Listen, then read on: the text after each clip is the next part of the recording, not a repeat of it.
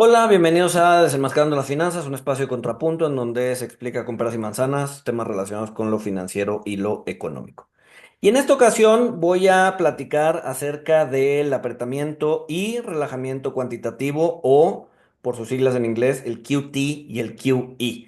Y lo voy a hacer porque hace un par de semanas la Fed anunció un relajamiento o una especie de tapering o de ralentización en el ritmo en que deshace su balance. Y muchos me preguntaban, oye, ¿qué significa eso? ¿Qué significa para el mercado? ¿Cómo es que eso sucede?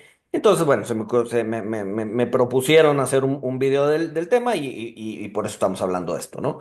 Entonces, ¿qué es el relajamiento cuantitativo o el apretamiento cuantitativo, o en inglés el quantitative easing y el quantitative tightening? En realidad son herramientas, digamos que poco convencionales o no convencionales de política monetaria. Acuérdense que la política monetaria, su herramienta más importante es subir y bajar la tasa. Sin embargo, esta es una herramienta no convencional y generalmente es usada cuando las herramientas tradicionales, como la tasa de interés, pierden cierta eficiencia. Por ejemplo, cuando la tasa del Banco Central se va a cero, pues hay algunos que dicen, ok, se puede volver negativa, sí, pero antes de volverla negativa, pues hay otras herramientas que podríamos hacer para hacer que las condiciones financieras se sigan relajando, y eso es el QE o el relajamiento cuantitativo. A ver, en esencia el nombre es un poco complicado o no te dice gran cosa, no es que sea complicado, más bien no te dice gran cosa de lo que significa, pero en esencia el apretamiento o relajamiento cuantitativo lo único que es la compra o venta de activos financieros por parte del Banco Central, particularmente bonos de gobierno, para alcanzar ciertos objetivos económicos, ¿no? Entonces, ¿qué es el QE?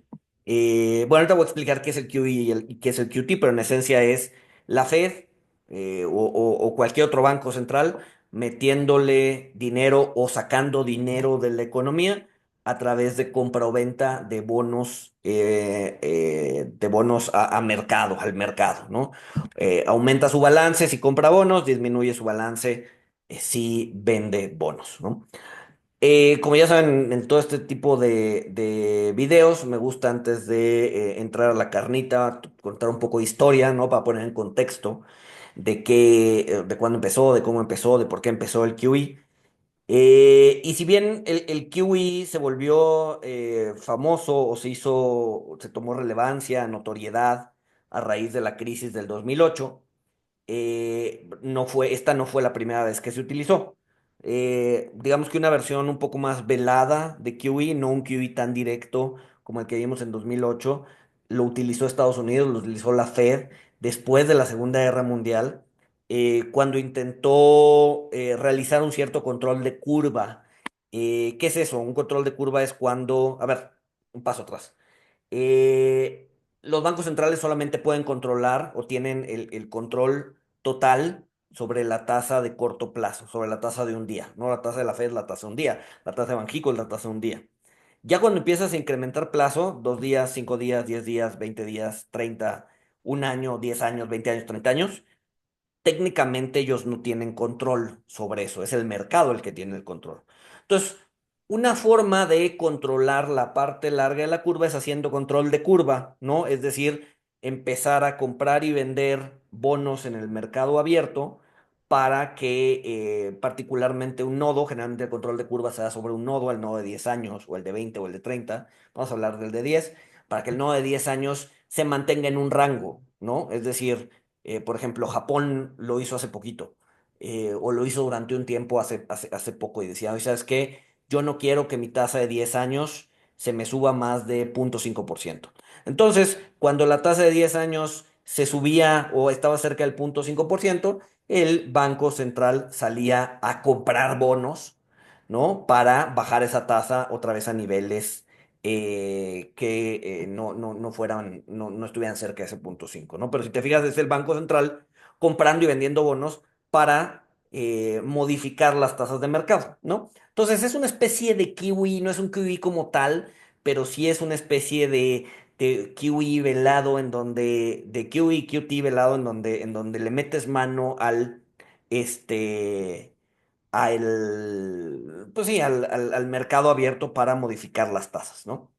Em, entonces, bueno, ese me fue muy atrás, ¿no? En la época de la posguerra, pero en realidad el verdadero o el primer país que hace un QE a gran escala es Japón, en 2001, en marzo de 2001. ¿Por qué? Porque ellos venían de una deflación y un estancamiento económico importante, ¿no? Entonces, ya tenían sus tasas muy bajas y querían seguir, digamos que haciendo o buscando que la economía se moviera, que hubiera inflación. Entonces, pues, el Banco Central de Japón comienza a comprar grandes cantidades de bonos japoneses, pues justamente con eso, con el objetivo de reducir el rendimiento de los bonos, aumentar la liquidez en el mercado. Para poder incrementar el crédito, para poder incrementar el crecimiento económico y para poder incrementar la inversión y la inflación, ¿no? Entonces, el Banco Central japonés fue el primer banco central importante en hacer un QE a gran escala. Después viene el 2008, ¿no? En donde Bernanke instaura el QE, ¿no? Después de llevar las tasas cercanas a cero, dice no es suficiente, entonces necesitamos hacer compra en el mercado abierto de bonos y empieza a hacer distintas rondas de QE. El QE 1, el QE 2, el QE 3, hasta el QE Infinity que le llamaron, que es el QE 4. El, el, el QE Infinity lo llamaron así porque no tenía una fecha de vencimiento. Todos los QEs anteriores, el uno, el 2 y el 3 sí decían, a ver, vamos a hacer compra de bonos de esta fecha a esta fecha. Y entonces, pues era el QE 1 de esta fecha a esta fecha, después descansaban, QE 2 de esta, etcétera, ¿no? El QE Infinity no, el QE Infinity era vamos a comprar bonos y a ver cuándo terminamos, ¿no? De hecho, les muestro una gráfica en donde podemos ver cómo se fue dando el QE a lo largo de la historia. Y vemos cómo, pues a ver, aquí no había nada, ¿no? Este es el balance de la Fed, lo que están viendo es el balance de la Fed, es los bonos que tienen la panza la Fed. Entonces veíamos que aquí eran prácticamente, pues no había problema. Pero después viene el QE 1 en donde compran de manera importante bonos, su balance crece. Después, o sea, dejan de hacer QE. Después viene QE 2. No, el QE 2 es aquí, perdón. ¿No? Dejan de hacer QE aquí. Luego viene el QE 2 es aquí. QE 3 es aquí, ¿no? En donde siguen comprando. Después dejan de hacer QE. Y después viene el QE Infinity, que es pues, todo esto, ¿no? Ya después termina el QE y el balance queda sin modificarse, ¿no? Lo cual me lleva, bueno, y después, con esto termino la parte de historia, en 2015 la zona euro también, debido a su baja inflación y el bajo crecimiento, empieza a hacer QE en la región, ¿no? Entonces, tenemos tres grandes bloques económicos, llámese Japón, llámese Estados Unidos, llámese zona europea, que en los últimos 25 años han usado el QE para, como herramienta no convencional de política monetaria. Entonces, bueno, ¿cómo funciona el QE? El QE funciona, o sea, lo que hace es, el Banco Central compra activos financieros, o bonos de gobierno, o activos respaldados por hipotecas, y los mete en su balance, que es lo que estamos viendo aquí. Esas compras lo que hacen es que incrementan la demanda de activos, o sea, es un comprador con muchísima capacidad de compra, comprando y comprando y comprando, lo que hace que baje la tasa y que sube el precio, es decir, la tasa de interés baja, ¿no? Al bajar la tasa de interés, sobre todo las de largo plazo, ¿no? Acuérdense que es una forma en que el Banco Central puede meterle mano a la curva de tasas y no solamente al nodo de un día, que es donde realmente tienen el control. Entonces, al caer las tasas de interés, eso pues obviamente fomenta el préstamo, la inversión y el consumo y la economía crece y por lo tanto la inflación también, ¿no? Eh, Como decía, al aumentar el dinero en circulación, ¿por qué? Porque es dinero que meten al sistema financiero. El QE busca aumentar justo la inflación eh, cuando la inflación se encuentra por debajo del objetivo del Banco Central, ¿no? Como fue en 2008. O sea, del 2008 al 2020 la inflación en Estados Unidos promedio fue 1.4%, cuando el Banco Central o la Fed su meta era el 2%, ¿no? Entonces, pues al hacer QE, pues buscabas incrementar la inflación, ¿no? Y entonces lo vemos aquí. tienes QE, QE. Después tienes el QT, ¿no? Que es el quantitative tightening, en donde dice la Fed, ok, ya tengo mucho bonos en mi balance, ya la economía ya está bien, entonces vamos a empezar a deshacer ese balance. No lo puedes deshacer de golpe porque entonces te metes en un problema, entonces vamos reduciendo esa cantidad, ¿no? Entonces aquí estaba la Fed muy contenta intentando reducir su balance, cuando de repente, ¿qué es lo que pasa? Pues pandemia. Y entonces llevan la tasa a cero prácticamente rápido y además empiezan a hacer un QE muy agresivo. ¡Pum! Que es lo que vemos aquí. ¿No? Y después tienes un QE mucho más paulatino hasta un punto en 2022 en donde dice, ok, ya es suficiente, ya la economía está estable, vamos a empezar a deshacer esta posición y empiezas a deshacer la posición aquí. Esto que vemos aquí es el problema de los bancos regionales en Estados Unidos. El sistema se vio impactado y por lo tanto la Fed empieza a inyectar liquidez haciendo QE y es por eso que vemos esta subida aquí. Pero después de eso pues viene este QT, ¿no? El Quantitative Tightening, que en esencia es todo lo contrario al QE, ¿no? En lugar de comprar, vendes, etcétera, etcétera, ¿no? Entonces vemos aquí digamos que un resumen, ¿no? En el QE compras activos financieros, en el QT los vendes. Ay, no, ¿qué pasa? En el QT los vendes. Ajá. ¿Qué es lo que hacen? ¿Qué es lo que busca el QE? Bajar las tasas. ¿Qué es lo que hace el QT? Subirlas. El QE busca acelerar la economía. El QT busca ralentizar la economía. En el QE la inflación sube. En el QT la inflación baja. Buscas bajarla. Y el impacto posible en el equity es que en el QE es positivo y en el QT es negativo. Entonces, ¿qué fue?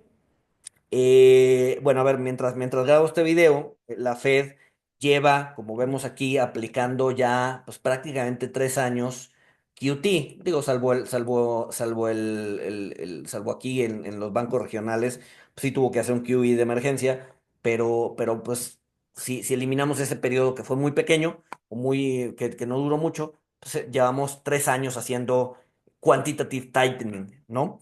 Y lo que avisó en su última junta es que van a empezar a ralentizar perdón, ralentizar el ritmo en el que deshacen su balance. Es decir, van a seguir vendiendo los activos. Acuérdense que el QT vende activos financieros, ¿no? Lo vemos acá donde estoy aquí.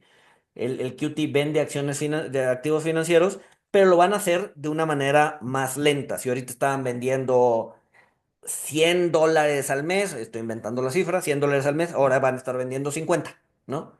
Es decir, están ralentizando el QT o haciendo tapering del QT. Tapering es otra palabra que podrían estar escuchando constantemente. El tapering simplemente significa ralentizar, ¿no? Hacer más lento.